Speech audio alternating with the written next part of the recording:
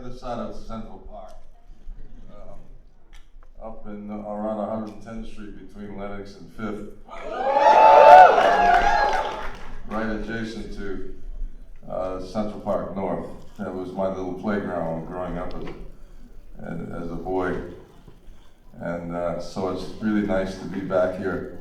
I don't get an opportunity, I don't have an opportunity to get back here very much, but I was really looking forward to it this time, especially because one of my favorite restaurants is the Russian Tea Room, which is right on 57th Street. They have a this chicken Kiev that I like very much. And I was really looking forward to that, and so we had it last time. It was really good, it was great. And I also, I went to school here. I went to Music and Art High School. Have you done music and art? You Class of 1980. 1980? Well, I was a class. I was way before. Was it still Music and Art in 80? Yeah, because now it's LaGuardia. Yeah, it's with performing. It was, yeah, when I was there, of course, performing arts was it was like a rival school, right? Oh, it's supposed to be our sisters. Yeah, sort of. Yeah, there was a little bit of rivalry, but music and art isn't much. But anyway, after I left music and art, I got a scholarship to a school called the National Academy of Design for the Fine Arts, where I spent 2 years on the scholarship painting. And that's right adjacent. That's right across the street from the Guggenheim. I was just reading about the Guggenheim at the hotel this morning, and Frank Lloyd Wright, was the architect for that building. Very interesting article. But anyway, when I went to the National Academy of Design for the Fine Arts and I spent 2 years painting, and I was nominated when I was about 18, 19 years old. I was nominated for a Guggenheim, but I won a Hallgarten, which is like comparable to a Guggenheim. So, but during that whole period, I started back into show business. Actually, I started show business when I was about 6.5 years old on Broadway in a musical written by Kurt Weill. Does anybody know who Kurt Weill is? He wrote with Bertolt Brecht, wrote Three Penny Opera, and lots of great songs. In those days, they were, I guess, mainly, I don't know if songs are considered standards anymore. They were all standards, So anyway, I did my first acting job, and how I did that first acting, how I came about. My mother was working for Ben Boyer and Max Gordon, who were like managers, Broadway managers at the Lyceum Theater. Do you know? Is that Lyceum Theater still here? Yes. And they were putting on this doing this musical. The Firebrand of Florence, it was called, and they needed a little boy to play this character, this role of the page boy to the Duchess, and so I auditioned. So they had me walk across the stage one time. Second time, they had me walk across, and they said, "Thank you very much, Billy. That was fine." And I decided I wanted to do it the third time. And they said, "No, that's okay, that's cool, it's all right." And so I started crying, and because they wouldn't let me do it. So I always say I cried my way into show business.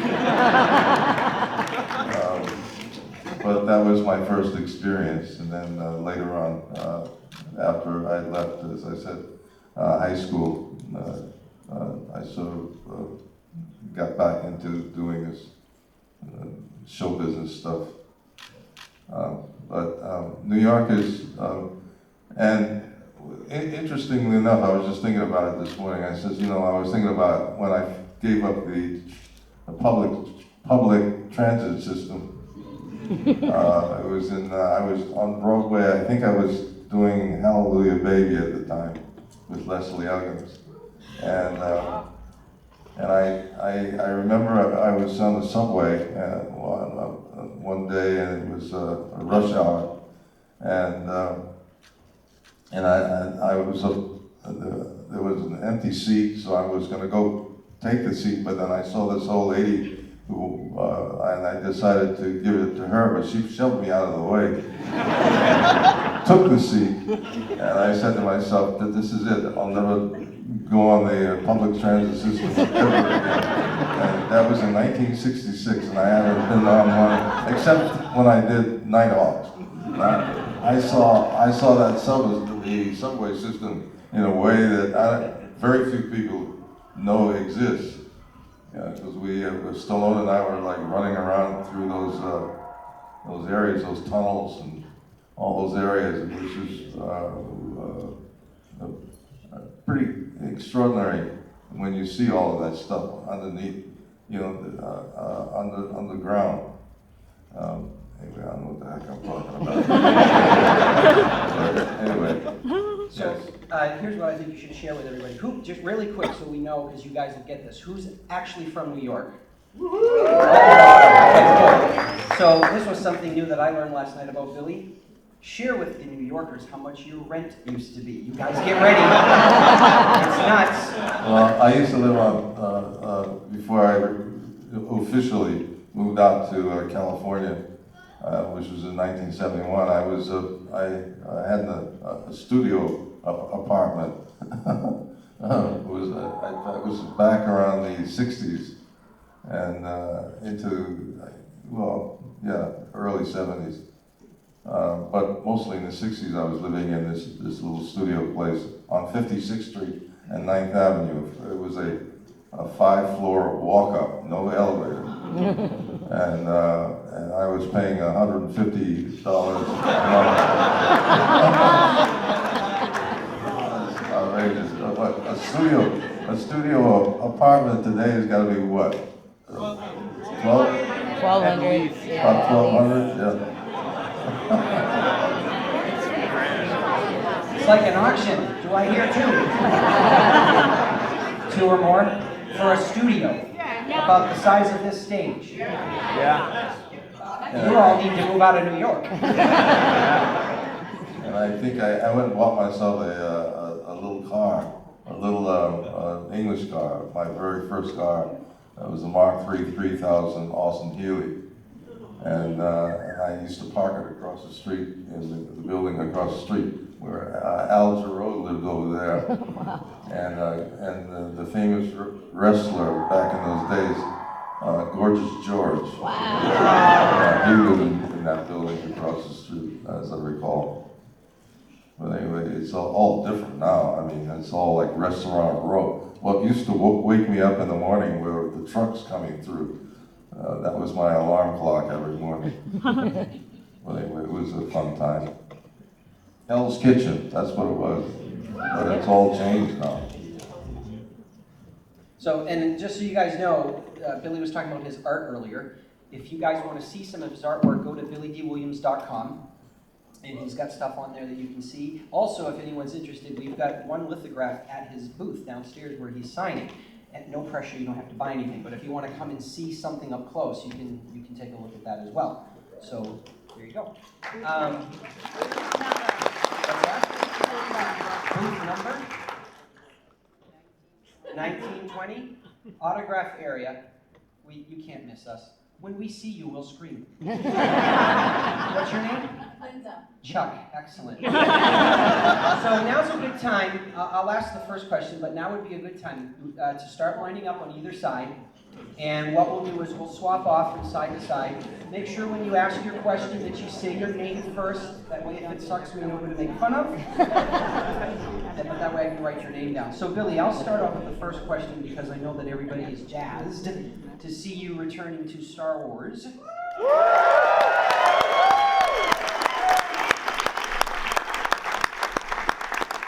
So everyone saw in the what? He should have been at number 7 and 8. Anyway, as everyone sees in the trailer, Lando is back in the Millennium Falcon. So what was it like to be back in the Millennium Falcon? It's good.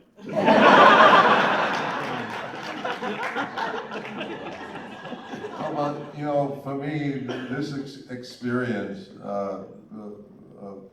what was a highlight for me was working with J.J. Abrams. To me, he is one of the most extraordinary people I've ever, and I've worked with some of the most extraordinary people in this industry for 60 years. He is by far one of the most dynamic individuals I've ever encountered in this industry. So that was a big deal for me, Being in a Millennium Falcon, yeah, that was great. But that whole experience, it's like when you're doing the Millennium Falcon, there's on those stages, there've got to be several different parts to the set, on the set. As far as the Millennium Falcon is concerned. So you're not just looking at one total piece of artwork that these people are capable of doing, which, by the way, that's the other thing that's so interesting to me whenever I work on these movies, like Star Wars or a Batman movie, seeing Gotham City and seeing what these people these craftspeople are capable of doing is always intriguing for me. So that was, I know for a lot of people that could be very boring, but for me it's really interesting. Because I always think of these people as like unsung heroes. They're people who do all this incredible work, and nobody knows who they are, like behind the scenes. But I'm always intrigued by what they're capable of doing. So anyway.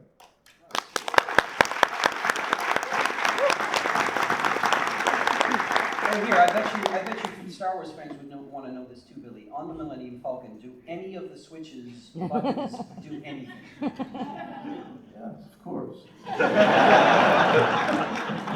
Does one of them drop the floor from underneath Chewbacca sitting next to you when you get mad at him? Well, we haven't had that experience. Could be, who knows? All right, we're going to jump in. What's your name and question, sir? Hi, Mr. Williams. My name's Yeah, Charles. I just want to say that I'm a big fan of Star Wars, but I'm also a big fan of your artwork. And I noticed how you're inspired by music and by jazz. And I was looking at, I know you have a painting called, I believe it's called A Woman Waiting for Her Lover in a '58 Buick. Oh, yes, yeah, that was one of my,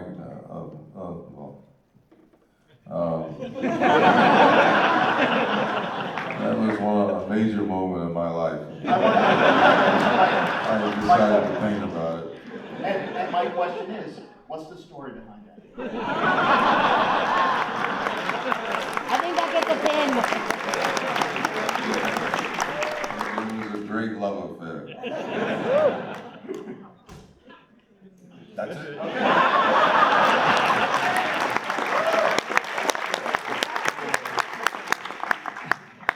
Okay, top that. What's your name? How you doing, New York City Comic Con? Mike Razzuso. Hello, Mr. Williams. Hi. I'm not gonna lie, I've been holding a 40-year grudge against Lando. I still think he didn't redeem himself yet, but how do you not love Billy Dee Williams? I'm still waiting for your rendition of Two-Face from your Harvey Dent character. Because that would have been a really cool, still would be really cool to see. So my question is, Han Solo, is he really the greatest pilot in the galaxy? Or is it the Millennium Falcon? Because you gotta admit, everybody that flies that ship is like amazing, Well, Harrison is a real pilot, you know that. Absolutely. But he did crash his plane a couple times, right?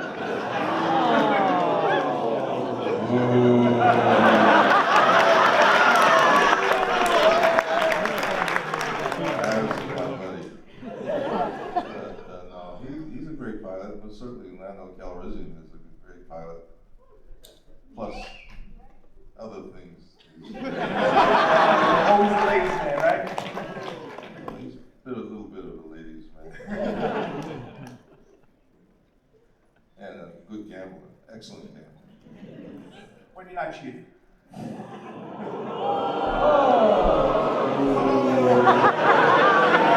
Okay. Thank you, sir. Thank you. Don't get in line again. Hi, I'm Michael, and I really, really hope this question is pin-worthy. Is there any props or costumes or something that you've taken from a set that you're just really, really proud of that you still have from any movie or any show or any project you've ever worked on? Well, the only thing I got out of that whole situation, I should have kept the cape. I mean, should have asked. Not too late. But I asked George to give me a Wookiee head. Ewok head, not Wookiee. These characters, you know the characters a lot better than I do. Ewok head, and that's the only thing I have actually. Oh. Plus all of the little stuff that we used to collect back in those years, 40 years ago. So I got a few of those, but nothing really. Well, the Ewok head is pretty major.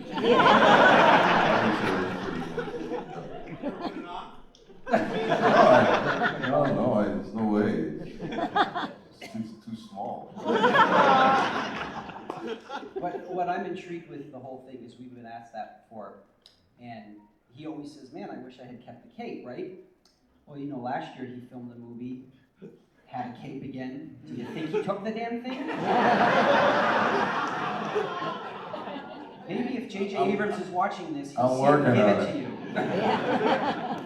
See what happens. I'm working on it. Is that the painting the gentleman just asked you about? Yeah, there it is. Yeah. Kid, where's the camera? Is it zoom inable?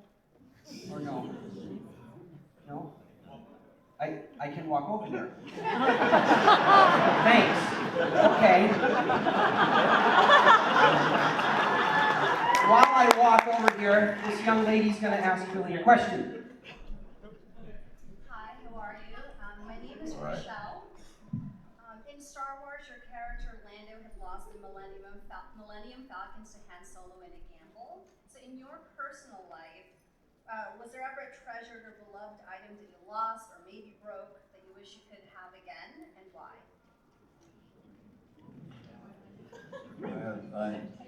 No, I don't think so. Really, to tell you the truth. Sorry. I missed the whole question. Did it suck? Should it get a pin? Yeah. Okay, we'll keep that in mind. Okay, I'm shaking the camera. Is it? No? Oh, it's, okay, there we go. Cubic,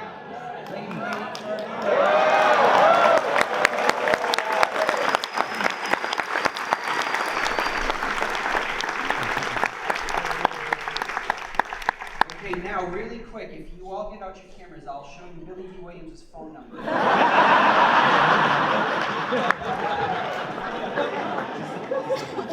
Okay, we're gonna go on this side. Yes, sir. Lady, thank you. I'm sorry. I'm way back here and your back is to me. I'm sorry. Jesus, I'll give you a pin just for that. Your question better be good. There you go. Hi, my name is Ariel. So first off, thank you so much for coming out and talking with all of us. I'm really curious to know how stepping back into the role of Lando was for you. Was it just like riding a bike, or was it, did you have to get back in character in some way? What that process was like? How did you feel about it? Well, Lando's never left me. I mean, Lando's been in my life for like 40 years. No, I just had a lot of fun doing it, and certainly I was just trying to execute whatever ideas that JJ had, and so no, it was relatively simple to get back into it. Thank you. I mean, I'm a very charming kind of.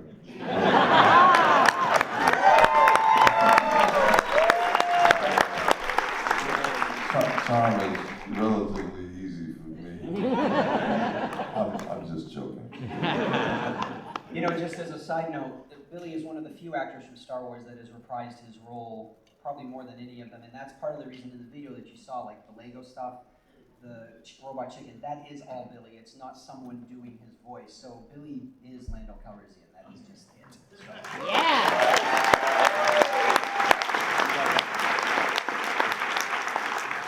I love doing Lando. Lando's a fun character.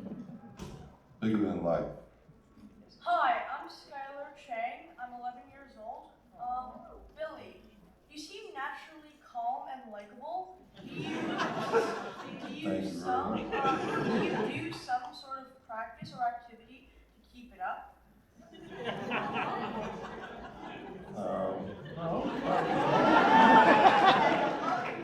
I don't know, but that's very nice of you to say that. Thank you. Skylar, did you write that question yourself? Or did someone help you? Part of it was myself. Part of it was my mom. Where's Mom? Oh, hi, Mom. Oh, you guys came to the front row. Yeah, that's right. Well, that was a good question. That was. Thanks again for the birthday card. Oh, you're welcome. You got a birthday card from Billy Dee Williams? Really? Yeah. I've never gotten a freaking card.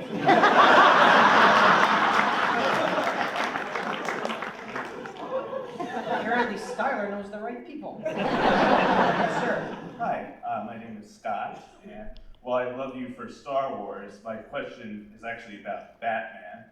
While you did later get to voice Two-Face for the Lego Batman movie, I'm just curious if during the late 90s, were you ever disappointed that the producers never called you up to, for Batman Forever to reprise Harvey Dent and actually get to play Two-Face?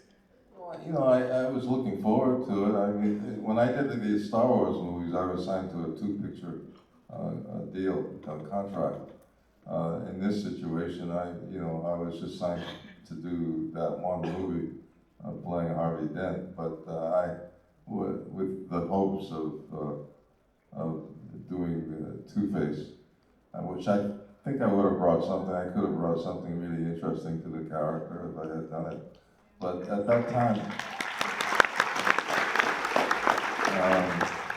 Sony had bought the rights to the Batman.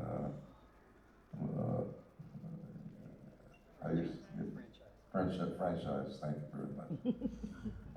So I never got the opportunity. So I decided to take a different direction with that character. Thank you.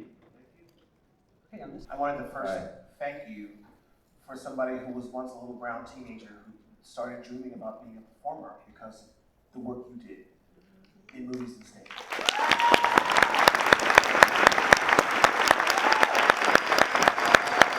And I wanted to ask you if when you were working, did the weight of what a community leader you were, was that something that you had to consider a lot when you were working? Because there were a lot of people looking at you and kind of putting their hopes Physical on weight, you. you talk about? You getting chubby? I'm always considering that. You know. But is that what you're talking about? Yeah. Like, are you? Did you? No, I started working for this particular thing. You know, I started seeing a nutritionist, Golia. And I'm still seeing him actually. You know, I've got to sort of maintain. I'm trying to maintain, trying to keep it together.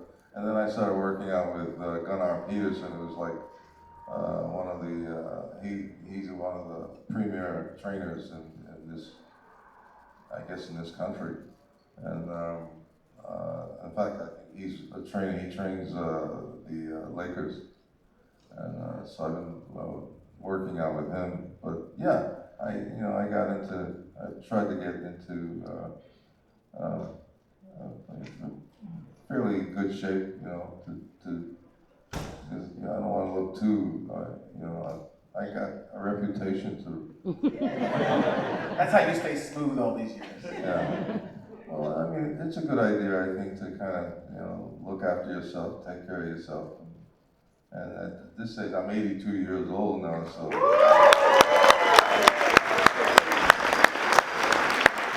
It's a good idea to kind of keep it together as much as possible. Thank you. Yeah, you're welcome. Yes, over here. Hi, I'm Anne, and I'll shock everyone here by admitting I love the costumes of Star Wars. So there's a lot of talk about the cape, right? And I'm an actor, and it's not easy to pull off sometimes a costume that can be bigger than you, that costume can wear you. And one of the things that I always thought was amazing about Lando is he's a character we meet who is wearing the clothes he would choose, not a military uniform, and he really just seems to be wearing his clothes. So my question is, was Lando's costume developed in response to your casting, or were you always just that cool? Well, when the character was presented to me, the whole idea of the cape and also the name Calrissian were two key.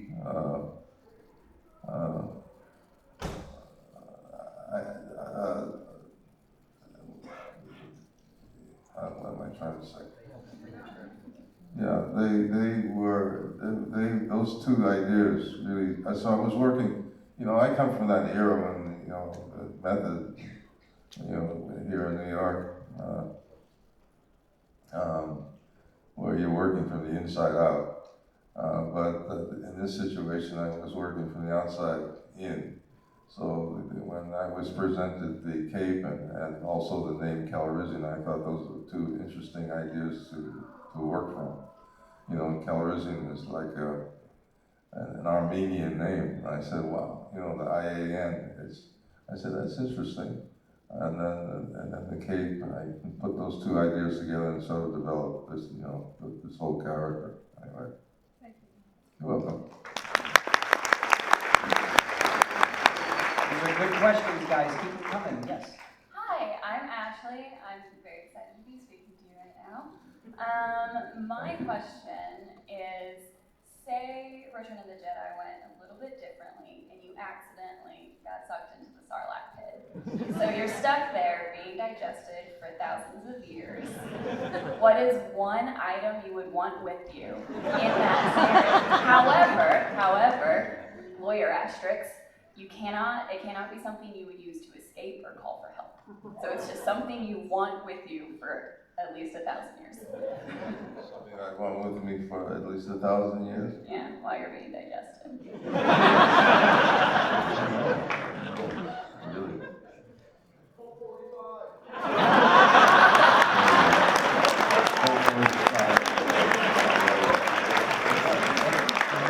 You probably only need one. He can only have one? No, I said a Colt 45, you probably only need one. Oh, only need one. Yes, got it. I like that question. Did you get it? Did you get it? You got the right? What? Never mind. Did I get what? Never mind. No. You got the question for the 1,000 years in the Colt 45. Do you agree with the Colt 45? I agree, yeah.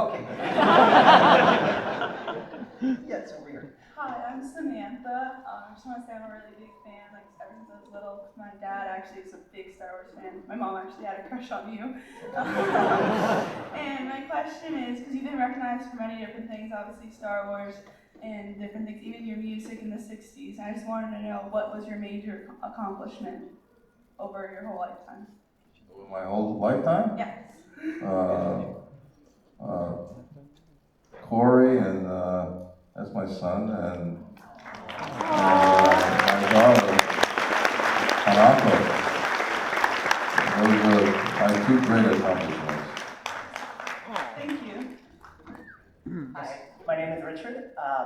My question to you is, what's something that you like that Donald Glover added to your character, Lando?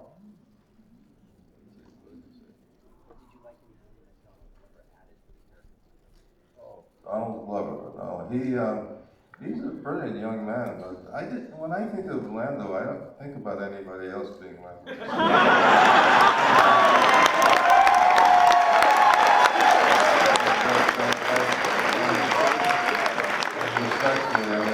Donald Glover is a wonderful young man and quite brilliant.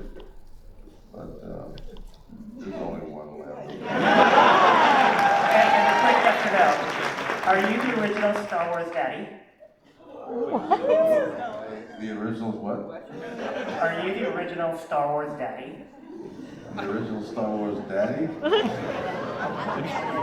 it like a hip reference, like Mac Daddy or something? An older man who is very attractive.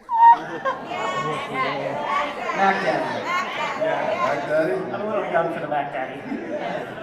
Are you the Mac Daddy of the Star Wars universe?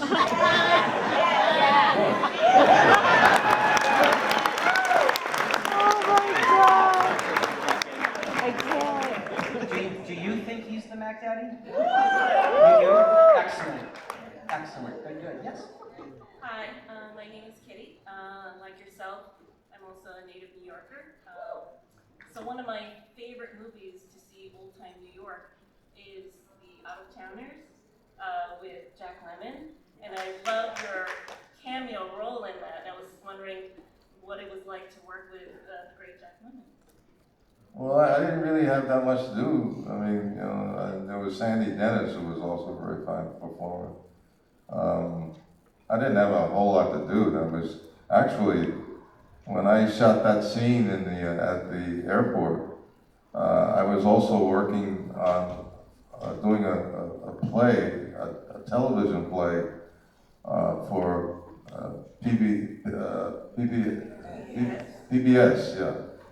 And I just got married to my second wife, and I was so desperate to do the right thing as far as taking care of my wife, that I was in a bit. In fact, I remember I was in such a nervous state at that juncture of my life. I had gotten a big boil on my face. You don't see it in the movie because they shot the other side of my face.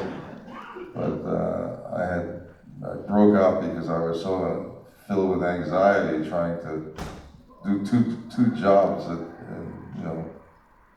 at the same time, basically. Well, I really enjoyed that movie, and I thought you had a really great part. But working with all of those people, it was, you're like a young actor, and you're a young actor. You're just trying to, figure out ways to make your way in the industry, So it was good. It was fine. Thank you. It's a long time ago. Yes, sir. Hi, I'm Zach. You rebel scum. I was just wondering that since Lando and yourself are somewhat universally known as being the pivotal, the prime smooth operator, how has Lando and yourself had to adapt with the times or remain resolute in spite of the times? And what was the last part? Or how have you remained resolute and not changed anything in spite of changing things around you?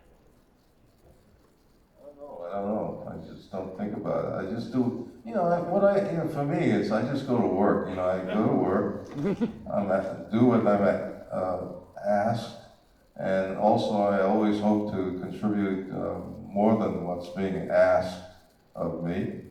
And I just do my work, and I leave, and I go home, get paid, and go home, and move on to whatever it is necessary to move on to.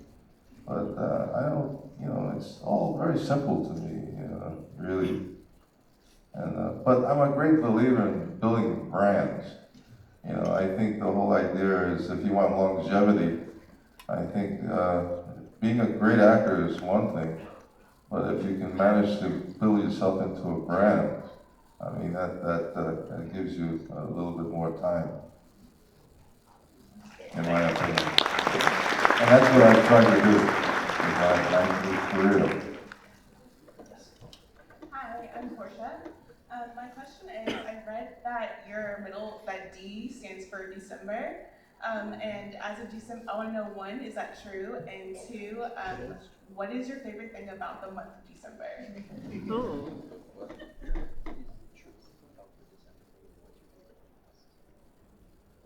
my favorite thing about this, it's my name.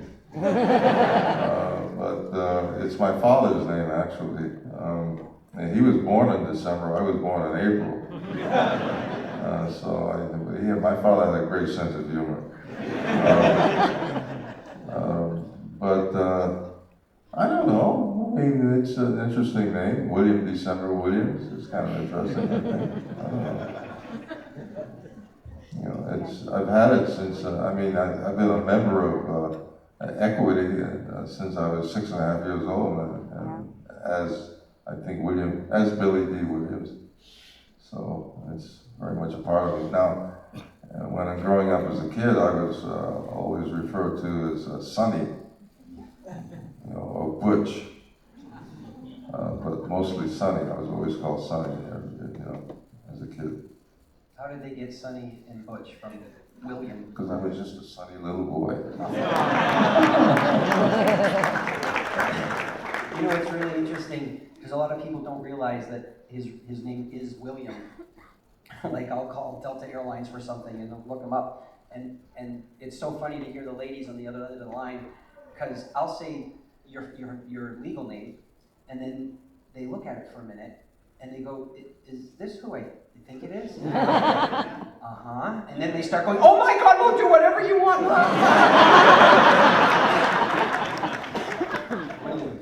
What side am I on? Over here. Hello. Hi. Thank you so much for taking these questions, Billy. My name is Chelsea, and it's obviously no secret that you played one of the most beloved roles in one of the greatest sci-fi series of all time. So I'm curious what your thoughts are on real-life space flight as NASA and companies like SpaceX attempt to return to the moon and go to Mars. She basically wants to know your opinion on space travel to Mars. Oh, well, because it's coming. It's a wonderful, great idea, and I guess. But we got a lot of work to do here on this planet Earth. Yeah. And we don't want to take all that pathology, all of that craziness out there into space, into another planet. But physiologically, I think we're going to have to make huge adjustments before we can start traveling like that through space. It's going to be seems to me it's going to be a long time.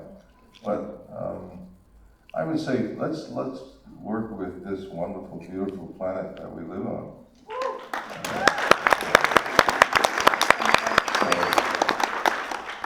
Space travel is there's no music that's being played while you're traveling through space. It's very, very quiet. But anyway, no, listen. I mean, it's part of our DNA, and we want to explore. It's part of who we are. So I think eventually we'll be out there, doing all this craziness that we do here. Thank you.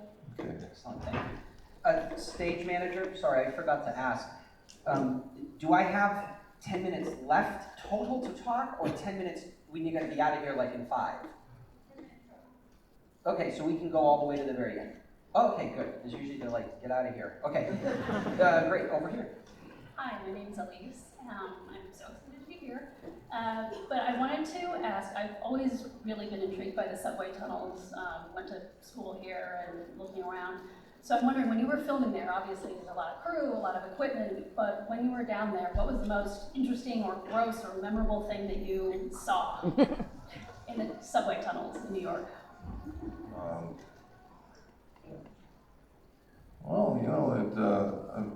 They had these giant machines that burrow, that make those tunnels, which was intriguing for me. But this sort of subterranean life, it's like something that, it's like traveling to another planet, really. It was from that perspective. I mean, it's like if you've never seen it or even imagined it. I mean, to see it is is a little bit mind-boggling. I don't know how to really express it, except it was like nothing like anything I had ever seen. But it was, I don't know, it was just an interesting experience. I don't know what else to say about it. It's been a while. But I mean, I had so much work to do. That was probably one of the most difficult shoots that I've ever done. I mean, running around with Sly is not easy because he's a maniac. I mean, the guy is so relentless when it comes to, you know, using himself physically. And I was like 10 years older, and I kept up with him, so I was pretty happy about that. Thank you. I think she wanted you to say you saw like a dead body or something. No, nothing like that. No. Yes, sir. Hi, my name is Arnold, and Not even rats. I didn't see any rats. my name is Arnold, and first on a non-Star Wars note, I want to say that you were great in one of the best sports movies of all time, Brian's Song. Obviously, filmmaking has changed a lot since Empire Strikes Back and Return of the Jedi, and sort of being both in Episode 9 and also in the original trilogy. What do you think has been sort of the biggest difference in the way filmmaking has changed since then? If you have a preference in which style? Well, back in those days, you know, you had a lot of green screen and blue screen and stuff like that. But now you got a lot of, it's all CGI right now. There's a lot technologically. There are a lot of these major differences that didn't really exist. It was all sort of just beginning, and certainly George, when he created ILM, I mean that was sort of the beginning of all the new kinds of ways of shooting movies. But I just, you know, movie making is a lot of fun, very interesting.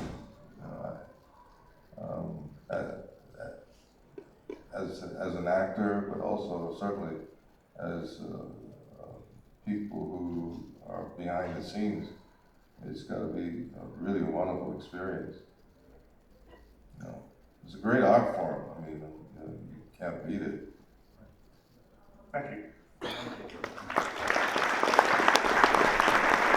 So guys, do me a favor, we only have about time for like maybe 2 on each side. So why don't 2 people on each side say, sorry guys, the rest of you, I'm just asking you to sit. Here's the thing though, don't worry if you didn't get to ask your question. If you want to come down to the autograph area, you don't need to buy anything. You can ask him your question then and help answer it. Just don't hang out with us for 20 minutes. Okay, are you ready? Here we go, yes? Hi, my name is Daphne, and I was wondering, what's your favorite brand of water? Brand of water? I don't know, Avion? What's the other one that everybody drinks out there in California? Vodka. And I mix my vodka with vitamin C. That, you know, keep it healthy. Yes, sir. Good morning, Mr. Lewis. My name is Fabio. My question is, we talked before about Donald Glover, you know, filling in the shoes of Lando, or trying to. My question is, and rather actually I tweeted about this last week. I had this idea that you and Donald Glover could do like a buddy cop movie. Like you're retiring and he's coming in and you're trying to like teach him the ropes, kind of like Lando. So would you be interested in doing a buddy cop movie with Donald Glover, or any sort of like mentoring movie with Donald Glover, where it's kind of like real life and he took over Lando, but also cinematic? Not really.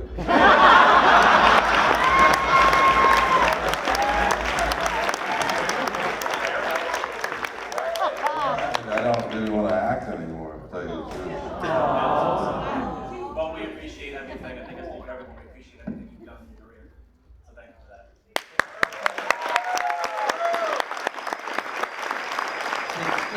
If you write an unbelievable script and send it to me, I'll make him read it and maybe we'll get him to do it.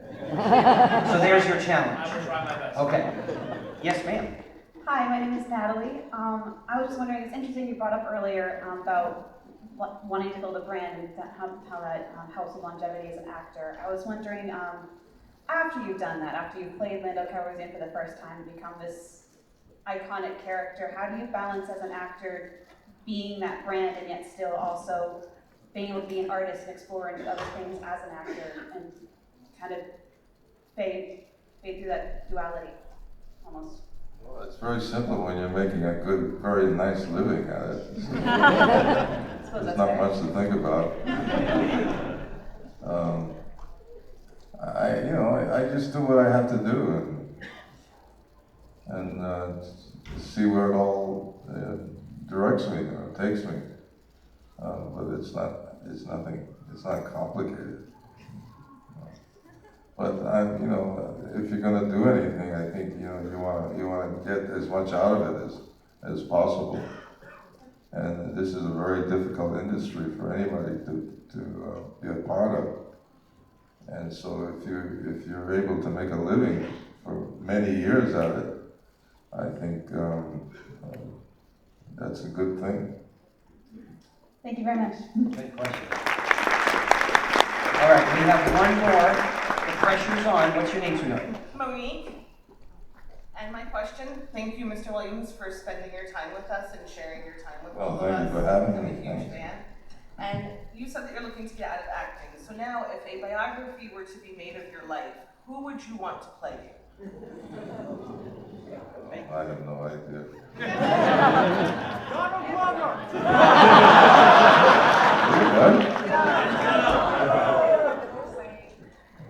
Just ignore what he said.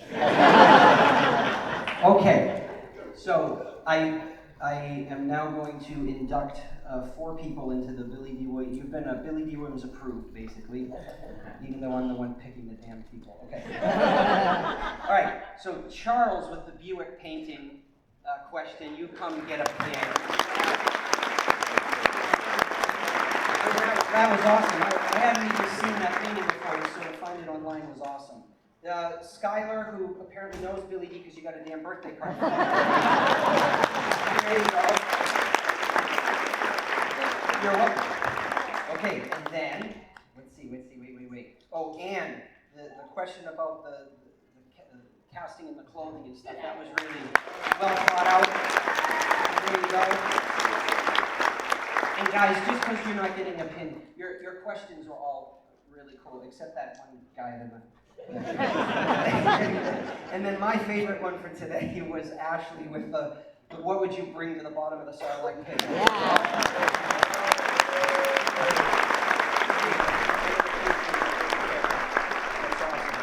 Well, we have 1 minute and 15 seconds. Let's just all sit here and stare at each other.